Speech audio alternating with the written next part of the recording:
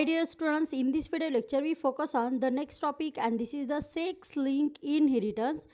ह्या टॉपिकमधला म्हणजे sex link inheritance याचा अगोदर लास्ट व्हिडिओ लेक्चरमध्ये आपण एक एक्झाम्पल पाहिलं होतं colour blindness, that is the red green colour blindness. This is also the sex link or that is the X link. ह्या व्हिडिओ लेक्चरमध्ये देखील आपण एक्स लिंक इनहेरिटन्स पाहणार आहोत. एक्स लिंक क्रोमोझोम म्हणजे काय? The X chromosome which having the non-homologous region and the gene which present on this non-homologous region of the X chromosome, this is called as the X link, and these are transfer from parents to offspring. This is called as the X link inheritance. And in this video lecture we focus on the example, and this example is the hemophilia. What is mean by hemophilia? Hemophilia, this is the problem of a blood. This is also called as the bleeder disease or this is also called as the royal disease.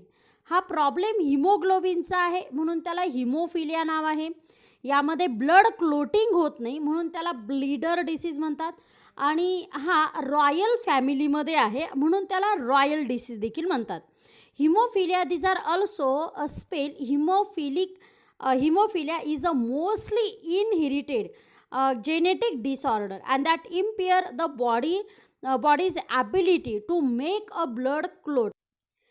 Hemophilia is also spelled hemophilia is a mostly inherited genetic disorder, that is this is genetic disorder transfer from parents to offspring and that impair the blood ability to make the blood clot. आपलं जे रक्त गोठणं आहे तर ते रक्त गोठणं ह्या पर्सनमध्ये, ज्या पर्सनला problem आहे हिमोफिलियाचा, त्यांची बॉडीची ॲबिलिटी नसते की त्यांचं ब्लड क्लोट होऊ शकतं.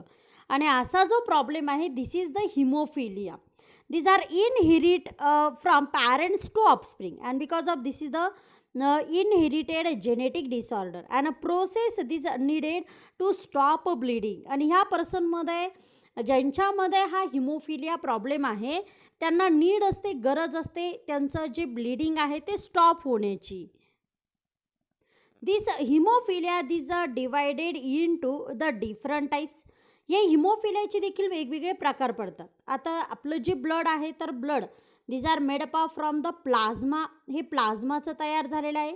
And this also having the corpuscles. कार्पस्कल्समध्ये इथे आहे 3 प्रकारचे कार्पस्कल्स, आर बी सी त्याचबरोबर WBC आणि त्याचबरोबर आहे platelets.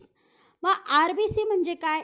Red blood corpuscle. WBC म्हणजे white blood corpuscle and platelets. These are platelets, these are also participate in the blood clotting or this is one of the important factor for a blood clotting. आपलं जे blood clotting आहे किंवा blood coagulation आहे, रक्त गोठणे आहे, त्यामध्ये ह्या प्लेटलेटचं participation आहे. आपल्या ब्लडमध्ये असणाऱ्या ज्या WBC आहे ह्या प्रोटेक्शनचं काम करतात. त्याचबरोबर आपल्या ज्या RBC आहे तर ह्या RBC महत्त्वाचं फंक्शन आहे की त्या ऑक्सिजन कॅरी करतात कारण त्यांच्यामध्ये हिमोग्लोबिन असतं. आता हा प्रॉब्लेम ब्लडचा आहे, ब्लडशी रिलेटेड प्रॉब्लेम आहे म्हणून त्याला इथे हिमोफिलिया म्हणायचे. आता इथे आपलं जे ब्लड आहे त्यामध्ये दुसरा पार्ट आहे plasma and this plasma having the protein this is called as the plasma protein and sequence manner this protein this are participate for the blood coagulation. Blood coagulation जे आहे किंवा रक्त गोठणे आहे, ब्लड क्लोटिंग आहे, ह्या प्रोसेसमध्ये इथे असणारे जे प्रोटीन्स आहे प्लाझ्मा प्रोटीन किंवा ब्लडमध्ये असणारे प्रोटीन दिस आर पार्टिसिपेट, ते यामध्ये पार्टिसिपेट करतात. And this hemophilia on the basis of which factor or which protein this are lack in the person and on the basis of that this having the different types. त्यानुसार याचे वेगवेगळे प्रकार पडतात. पहा आपल्या बॉडीमध्ये जे स्पेसिफिक टाईपचं प्रोटीन तयार होतं त्यासाठी आपल्यामध्ये असणारे जे जेनेटिक मटेरियल आहे म्हणजे जो DNA आहे त्या DNAचा जो सेगमेंट आहे this is called as the gene. This are responsible. हा जीन इथे रिस्पॉन्सिबल असतो. म्हणजे एखाद्या पर्सनमध्ये एखादा ब्लड क्लोटिंग फॅक्टर तयार होत नसेल तर त्यासाठी रिस्पॉन्सिबल असतो हा जीन. आणि हा जो जीन आहे किंवा हे जे फॅक्टर आहे जे ब्लड क्लोटिंगसाठी लागतात this are present on the X chromosome or non homologous region of X chromosome. X क्रोमोझोमच्या नॉन होमोलॉगस रिजनमध्ये आहे. आता हे ब्लड जे क्लोटिंग आहे तर त्याच्यानुसार म्हणजे कोणते फॅक्टर्स यामध्ये पार्टिसिपेट करतात किंवा इन्व्हॉल्व होतात त्यानुसार या हिमोफिलियाचे वेगवेगळे टाईप्स पडतात. त्यामध्ये फर्स्ट आहे haemophilia A. These are caused by the lack of the blood clotting factor and this is the 8 number factor. आता जर ब्लड क्लोटिंग फॅक्टर 8 नंबरचा फॅक्टर इथे अब्सेंट असेल म्हणजेच यामध्ये तो जर तयार होत नसेल तर तो जो प्रॉब्लेम आहे this is called as the hemophilia A. And these are approximately 85% of hemophiliacs have type A. म्हणजे वर्ल्डमध्ये जगामध्ये जेवढ्यांना पण हिमोफिलिया होतो त्या हिमोफिलियामध्ये 85% जे पर्सन्स आहे these are suffer from this problem, ते या प्रॉब्लेममधून सफर करतात. त्यानंतर नेक्स्ट आहे haemophilia B. These are caused by the deficiency of factor 9. 9 नंबरचा जो फॅक्टर आहे जो ब्लड क्लोटिंगमध्ये पार्टिसिपेट करतो किंवा हे जे प्रोटीन आहे जे प्लाझ्मामध्ये आहे ब्लडमध्ये आहे आणि जे पार्टिसिपेट करतं ब्लड कॉग्युलेशनमध्ये, ते जर लॅक असेल किंवा तो जो फॅक्टर जर तयार होत नसेल म्हणजे हा देखील यामध्ये सेक्स लिंकचा प्रॉब्लेम आहे. हा जर तयार होत नसेल तर त्यानुसार त्या पर्सनमध्ये जे ब्लड क्लोटिंगसाठी लागणारं जे प्रोटीन आहे ते यामध्ये तयार होत नाही. And that hemophilia this is called as the hemophilia B. त्याला इथे म्हणायचं हिमोफिलिया बी. त्यानंतर आहे hemophilia C. some doctors use this term to refer to as a lack of clotting factor and this clotting factor this is the 11. 11 नंबरचा जो clotting factor आहे तर तो जर लॅक असेल, काही डॉक्टरचं म्हणणं असेल की तो जर लॅक असेल तर त्यानुसार देखील ब्लड क्लोटिंगला प्रॉब्लेम येऊ शकतो आणि त्यानुसार यामध्ये हिमोफिलिया सी हा टाईप यामध्ये आहे. And another this is the horn will brand disease a part of factor 8. 8 नंबरचा जो फॅक्टर आहे त्याचा काहीसा जो पार्ट आहे सम molecules these not produced in the living in animals, human beings, that is these are reduced. यामध्ये आपल्या ब्लडमध्ये जे प्रोटीन असतात ज्यावेळेस ते एन्झाईम म्हणून ॲक्ट होतात these also having the some partners, त्यामध्ये काही कलिग्स असतात काही पार्टनर्स असतात and this is called as the को फॅक्टर. जे सोबत असतात ते असतात त्यामध्ये को फॅक्टर अँड दिस को factor these are reduced because of the lack of some part of this factor number 8 and this problem which also affect that blood clotting and this problem is called as the Horn-Willebrand disease. तो इथे haemophilia सारखाच आहे की ज्यामध्ये blood clotting व्यवस्थित होत नाही. Actually हा जो हिमोफिलिया आहे हिमोफिलिया ए असेल बी असेल सी असेल किंवा यामध्ये Horn-Willebrand disease असेल, these having the gene and this gene these are present on the sex chromosome that is the X chromosome and non-homologous region of this X chromosome. हे जे factor आहे किंवा हे जे एन्झाईम आहे को फॅक्टर आहे हे तयार होण्यासाठी ब्लडमध्ये तयार होण्यासाठी याची जी आलेली आहे किंवा जो जीन आहे तो एक्स क्रोमोझोमच्या नॉन होमोलॉगस रिजनवरती आहे आणि म्हणूनच त्याला सेक्स लिंक इनहेरिटन्स इथे म्हणतात.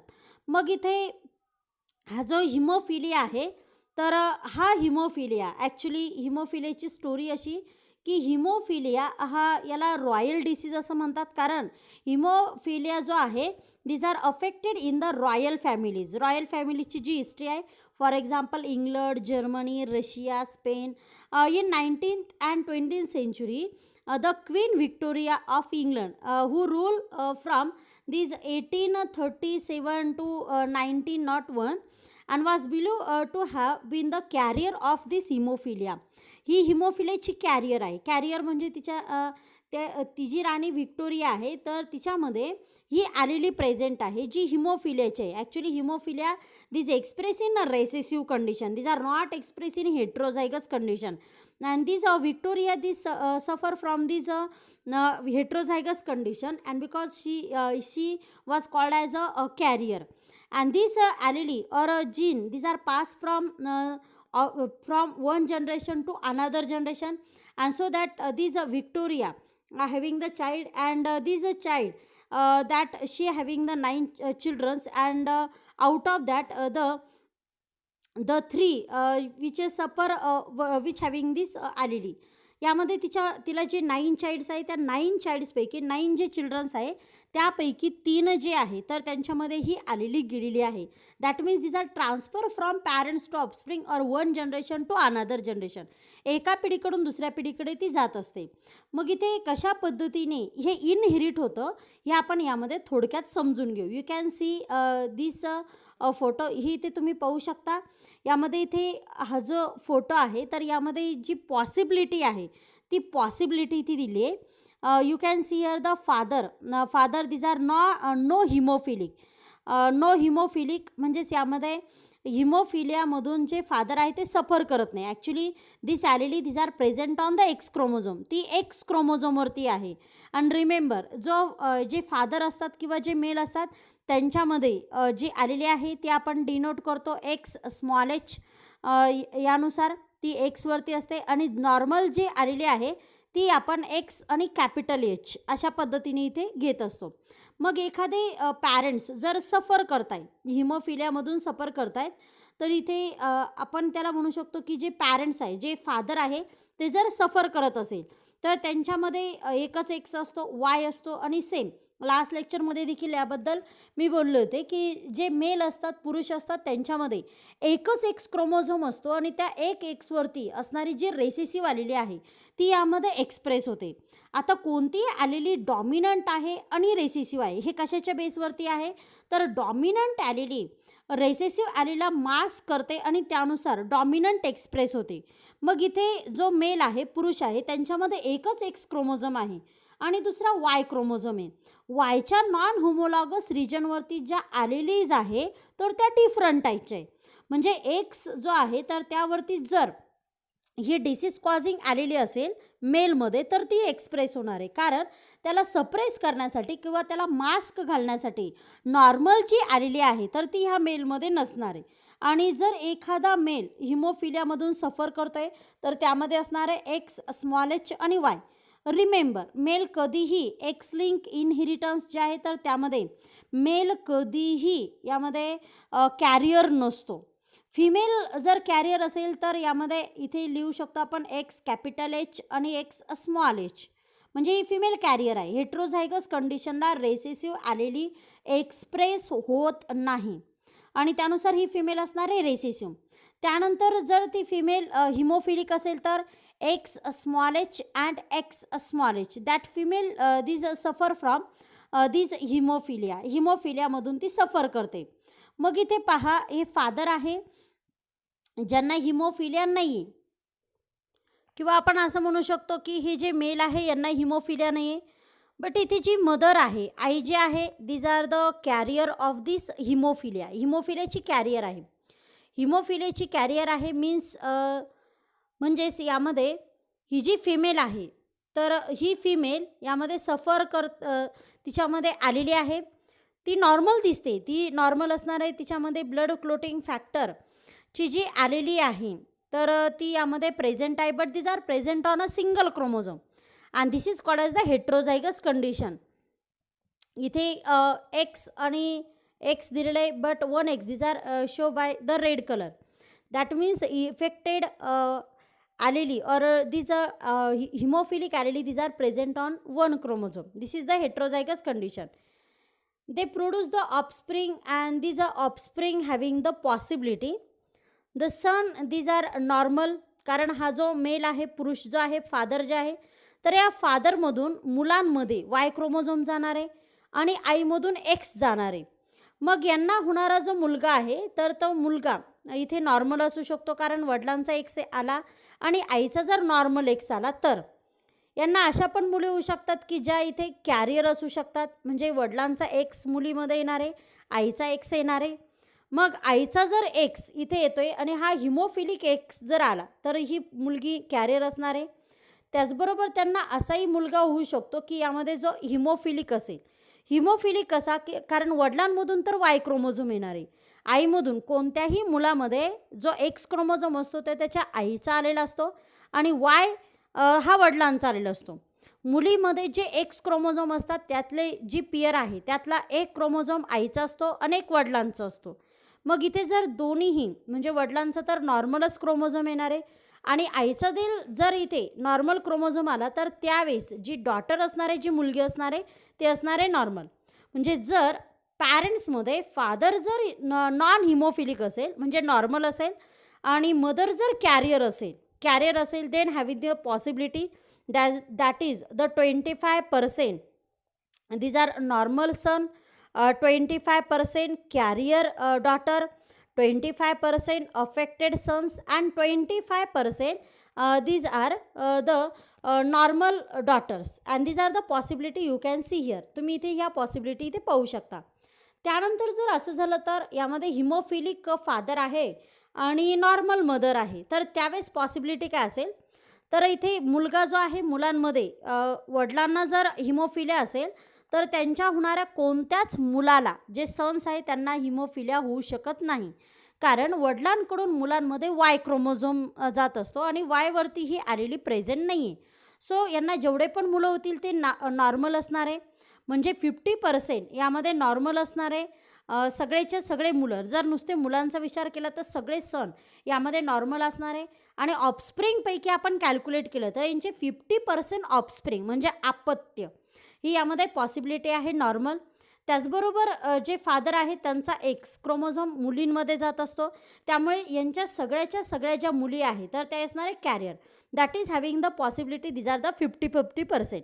50% having the possibility of carrier daughters and 50% which having the possibility of normal sons. यांच्यामध्ये नॉर्मल सन्स आणि कॅरियर डॉटर असेल जर वडिलांना हिमोफिलिया असेल तर. आता ही जी कॅरियर फिमेल आहे, आता ही जी कॅरियर डॉटर आहे किंवा जी फिमेल आहे, या पॅरेंटची जी मुलगी आहे तर ती नॉर्मल असणार आहे. म्हणजेच ती दिसायला नॉर्मल असेल किंवा तिच्यामध्ये हिमोफिलिया प्रॉब्लेम नसणार आहे. बट तिच्यामध्ये ती आलेली असणार आहे. And these are transfer from one generation to another generation. ह्या पिढीमधले म्हणजे वडिलांची जी आलेली आहे तर ती तिच्या नेक्स्ट फॅमिलीमध्ये म्हणजे आफ्टर मॅरेज ती नेक्स्ट फॅमिलीमध्ये ती आलेली घेऊन जाणार आहे. कारण ती यामध्ये कॅरियर आहे.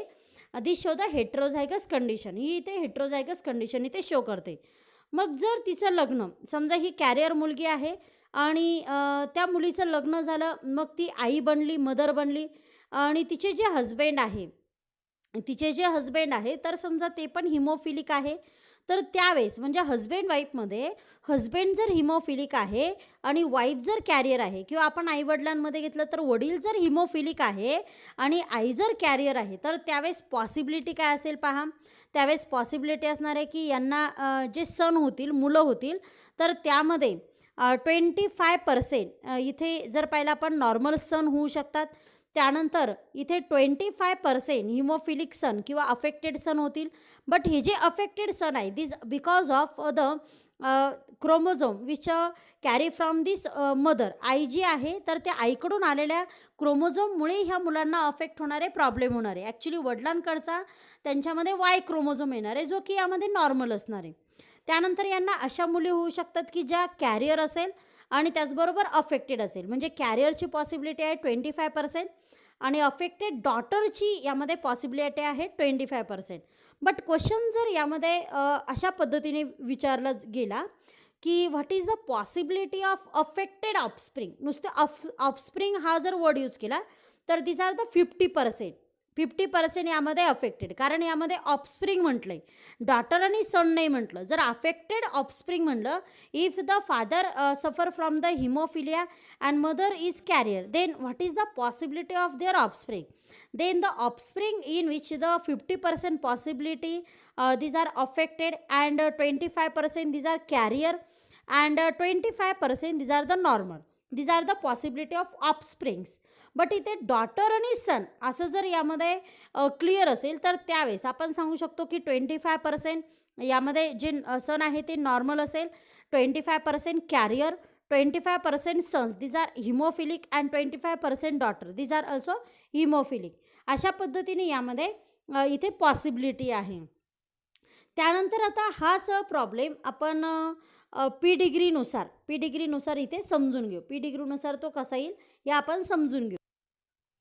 आता इथे पी डिग्रीबद्दल मी तुम्हाला सेकंड लास्ट लेक्चरमध्ये बोलले होते की पी डिग्री कसं आहे, डायग्रामॅटिक रिप्रेझेंटेशन मी तिथे सांगितलं होतं. तुम्हाला जर ही पेडिग्री समजून घ्यायचं असेल तर त्यासाठी तुम्हाला लास्ट व्हिडिओ लेक्चर त्याच्याही अगोदरचा जो व्हिडिओ लेक्चर आहे तर ते यामध्ये पाहायचं आहे. आता तुम्ही इथे पाहू शकता की इथे काही डायग्राम दिलाय आणि त्यामध्ये वेगवेगळे कलर्स इथे शो केले. तर यामध्ये हा जो कलर आहे, हा जो सर्कल आहे, तर हा सर्कल सांगतो फिमेल. हा जो फेंट कलर आहे this show the normal female. त्यानंतर हा जो डार्क सर्कल आहे this show the hemophilic female. त्यानंतर half dark and half faint or pale yellow colour this show the carrier female. त्यानंतर हा जो लाईट कलर आहे this show the light blue show the normal male and dark color this show the hemophilic male. When the carrier female and normal male marry. आता जर समजा इथे carrier female आहे आणि त्याचबरोबर नॉर्मल मेल आहे, म्हणजे इथे पुरुष नॉर्मल आहे आणि फिमेल कॅरियर आहे, म्हणजे फिमेलमध्ये कंडिशन आहे हेट्रोझायगस कंडिशन, म्हणजे तिच्या एका क्रोमोझोमवरती ती आलेली आहे आणि एक क्रोमोझोम नॉर्मल आहे आणि मेल जो आहे तर त्यामध्ये नॉर्मल एक्स आहे. अशा कंडिशनमध्ये तर इथे पॉसिबिलिटी त्यांच्या ऑफस्प्रिंगमध्ये काय काय असेल, तर इथे ह्या डायग्राममध्ये तुम्ही इथे पाहू शकता. हा जो आहे तर हा डार्क आहे that show the affected male, म्हणजे हा जो सन आहे मुलगा आहे तर हा अफेक्टेड आहे, हा नॉर्मल आहे. ही फिमेल म्हणजे ही जी डॉटर आहे त्यांची नॉर्मल आहे, ही कॅरियर आहे. मग इथे काही पॉसिबिलिटी दिली आहे त्यांना, असा पण मुलगा होऊ शकतो की जो अफेक्टेड आहे. कारण जर समजा आईकडून अफेक्टेड क्रोमोझोम आला तर त्यावेळेस वडिलांमधून तर वाय क्रोमोझोम येणार आहे आणि त्यावेळेस हा जो मुलगा आहे तर हा मुलगा इथे सफर करणारे हिमोफिलियामधून. त्याचबरोबर आईचा जर नॉर्मल एक्स आला आणि वडिलांचं तर वायस क्रोमोझोम येणार आहे, त्यानुसार जर आईकडून नॉर्मल एक्स आला तर हा मुलगा नॉर्मल असणार आहे. त्याचबरोबर आईचा जर नॉर्मल एक्स आला, वडिलांचं तर नॉर्मलच एक्स आहे, त्यानुसार ही मुलगी नॉर्मल असू शकते. बट आईचा जर अफेक्टेड एक्स आला आणि वडिलांचा जर नॉर्मलच एक्स आहे, त्यानुसार ही फिमेल असणार आहे यामध्ये कॅरियर. म्हणजे यांच्या ऑफस्प्रिंगमध्ये मुलीमध्ये पण ही आलेली जाऊ शकते आणि मुलामध्ये पण जाऊ शकते. आता हा जो मुलगा आहे ज्याला इथे हिमोफिलियामधून तो सफर करताय आणि ही मॅरी विथ द नॉर्मल फिमेल. जर समजा तिचं लग्न झालं नॉर्मल फिमेलसोबत, then these are carrier or carry toward the female baby आहे किंवा जे डॉटर्स आहे यांच्यामध्ये ही आलेली जाणार आहे.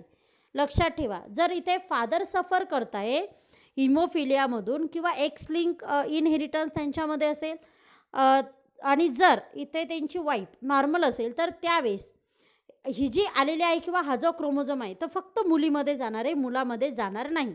जर फॅमिलीमध्ये वडिलांना प्रॉब्लेम आहे आणि आई कम्प्लिटली नॉर्मल आहे, त्याचबरोबर होमोझायगस ती नॉर्मल असेल तर त्यावेळेस ती जी आलेली आहे किंवा तो जो क्रोमोझोम आहे फक्त मुलींमध्ये जाणार आहे, मुलांमध्ये जाणार नाही. त्यानंतर जर कॅरियर फिमेलचं पुन्हा नॉर्मल मेलसोबत, इथे यांची एक मुलगी आहे ती कॅरियर आहे अँड व्हेन शी मॅरी विथ द नॉर्मल मेल, तिचं लग्न झालं एका नॉर्मल मेलसोबत, then the possibility of that this carry toward the daughter baby and also the son, म्हणजे जी मुलगी आहे डॉटर आहे त्या बाळामध्ये देखील जाऊ शकतो आणि मुलामध्ये देखील ती आलेली किंवा तो जो क्रोमोझोम आहे तो इथे जाऊ शकतो. आता ही जी डायग्राम दिली यामध्ये पॉसिबिलिटी दाखवलेली आहे आणि ती पॉसिबिलिटी आहे की मुलीमध्ये ते गेलेलं आहे. ठीक आहे, मुलीमध्ये तो क्रोमोझोम गेला आहे अफेक्टेड आणि त्यानुसार ही मुलगी कॅरियर आहे. वडिलांकडून तर नॉर्मल क्रोमोझोम आलेला आहे. अँड व्हेन शी मॅरी विथ द अफेक्टेड मेल, जर तिचं समजा लग्न झालं अफेक्टेड मेलसोबत जे हिमोफिलियामधून सफर करताय, then these are pass toward the sons and also the daughter. मुलांमध्ये पण ती जाणार आहे आणि मुलींमध्ये देखील यामध्ये जाणार आहे. बट रिमेंबर, फिमेल जर कॅरियर असेल म्हणजे आई जर कॅरियर असेल आणि वडील जर नॉर्मल असेल आणि आई जर कॅरियर असेल तर ती आलेली मुलामध्ये पण जाऊ शकते आणि मुलीमध्ये पण जाऊ शकते. बट एखाद्या फॅमिलीमध्ये वडील सफर करताय, फादर सफर करताय हिमोफिलियामधून किंवा कलर ब्लाइंडनेसमधून आणि मुलांचे जे वडील आहेत ते हिमोफिलियामधून सफर करतायत, आई जर नॉर्मल असेल तर त्यावेळेस ती आलेली फक्त मुलींमध्ये जाणार आहे, मुलांमध्ये जाणार नाही. म्हणजे त्या फॅमिलीमध्ये जी मुलं असतील सगळेच्या सगळे नॉर्मल असतील. आणि लक्षात ठेवा की सेक्स लिंक इनहेरिटन्स जे आहे किंवा ज्यामध्ये एक्स लिंक आपण प्रकार पाहिला, तो एक्स लिंक इनहेरिटन्स जो प्रॉब्लेम आहे किंवा जे कॅरेक्टर किंवा जे सिंड्रोम्स किंवा डिसऑर्डर्स आपल्याला ऑफस्प्रिंगमध्ये दिसतात त्यासाठी मेल कधीही कॅरियर नसतात, कारण त्यांना दुसरी डॉमिनंट ॲलिली सप्रेस करण्यासाठी नसते. रेसेसिव्ह कधी एक्सप्रेस होत नाही, ज्यावेळेस त्याला सप्रेस करणारं नसेल. लक्षात ठेवा. म्हणजे ज्यावेळेस त्याला कुणीतरी सप्रेस करेल त्यावेळेस तो रेसेसिव्ह एक्सप्रेस होणार नाही किंवा त्याचे कॅरेक्टर दाखवणार नाही. बट तो यामध्ये एक्सप्रेस होऊ शकतो जर त्याला डॉमिनंट कोणी नसेल किंवा त्याला दाबणारं किंवा त्याला मास्क घालणारं एखादी आलेली नसेल, तर त्या कंडिशनला तो एक्सप्रेस होऊ शकतो. सो ह्या व्हिडिओ लेक्चरमध्ये आपण इथे थांबतोय. आज आपण पाहिलं सेक्स लिंक इनहेरिटन्स, त्यामध्ये एक्स लिंक इनहेरिटन्स, त्यामध्ये एक्झाम्पल पाहिलं हिमोफिलिया, टाईप्स ऑफ हिमोफिलिया, त्याचबरोबर त्याचे नेम्स, डिफरंट नेम्स आपण पाहिले. ह्या पर्सनमध्ये ब्लड क्लोटिंग, रक्त गोठत नाही म्हणून याला ब्लीडर डिसीज म्हणतात. ही रॉयल फॅमिलीची हिस्ट्री आहे म्हणून रॉयल फॅमिलीमध्ये असल्यामुळे त्याला रॉयल डिसीज म्हणतात. वेगवेगळ्या कंट्रीजमध्ये रॉयल फॅमिलीमध्ये हा प्रॉब्लेम दिसलेला आहे आणि म्हणून त्याला रॉयल डिसीज देखील यामध्ये म्हणतात. त्यानुसार त्याचे वेगवेगळे टाईप्स पडतात on the basis of factor which is absent in that person. And these are the heredity disease. हा हेरिडिटी आहे, रेसेसिव्ह आहे. Recessive these are expressed in male because of no any allele these are present in the male to suppress this allele. And in case of female these are not show in a heterozygous condition. These show only the homozygous condition. So आपण भेटू next video लेक्चरमध्ये with next topic. And this next topic this is the sex determination. Thank you so much. Please like, share and subscribe this video.